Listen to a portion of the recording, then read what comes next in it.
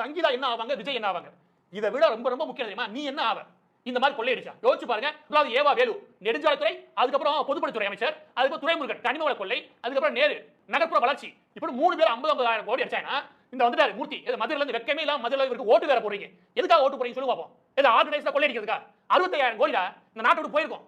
இந்த 4 பேர் சேர்ந்து 4 அமைச்சர் சொல்லிடுவோம். இன்னும் எல்லா அமைச்சர் சொல்லிடுறேன். இந்த 4 அமைச்சர் சேர்ந்து அடிச்ச கொள்ள மட்டும் 2 லட்சம் கோடிக்கு மேலனா அதுல பாதி அளவு எப்படியும் ஸ்டாலின் குடும்பத்துக்கு போயிருக்கும். 1 லட்சம் கோடி அவருக்கு இருக்குமா? இவங்க எல்லா பேரும் சேர்ந்து காசை கொள்ளையடிச்சு துபாய் போன்ற வெளிநாட்டுக்கு அனுப்ப போறாங்க. ஹவாலா மூலமா அனுப்பிடுவாங்க. நீ என்ன பண்ணுவ? நக்கிட்டு போயிடும் நாடு. இத பத்தி பேசுனா எந்த மீடியாவும் பேசுறது இல்ல. மக்களுக்கு என்னன்னா அடுத்தவங்களை பத்தியே பேசி ஒரு சுவாரஸ்யம் தேடி பழகிருச்சு. இதனால ஏதாவது பிரயோஜனம் சொல்லி பார்ப்போம். 10 பைசா பிரயோஜனம் கிடையாது. 10 பைசாக்கு பிரயோஜனம் ஒரு விஷயத்தை பேசிட்டீங்க. நீ பேச வேண்டிய திருத்த வேண்டிய விஷயம் ஒன்று இருக்குது. அதுல கவனம் செதறி இந்த பக்கம் திருப்புறான். திமுக எவ்வளவு பெரிய ராஸ்கலா இருப்பான். அவன் பண்றது திமுக நான் சொல்றேன். ஆனா நீ விழிப்புணர்வு ஆக வேண்டியது இதுக்கு மேல இவங்களை விட்ட அடுத்த 5 வருஷத்துல 10 லட்சம் கோடி கடன் ஆயிட்டு எல்லாம் ஓடி போயிடா. இவன் பிள்ளை குட்டி இவன் பேர பிள்ளைலாம் இங்கே இல்ல. எவனும் இங்க இருக்க மாட்டான். எல்லாம் டிசப்பியர் ஆயிடுவான். எல்லாம் வெளியே போயிடுவாங்க. ஏன்னா காசு அடிச்சு வெளியே குமிச்சுட்டாங்க. நீ இந்த நடுத்தருக்கு வர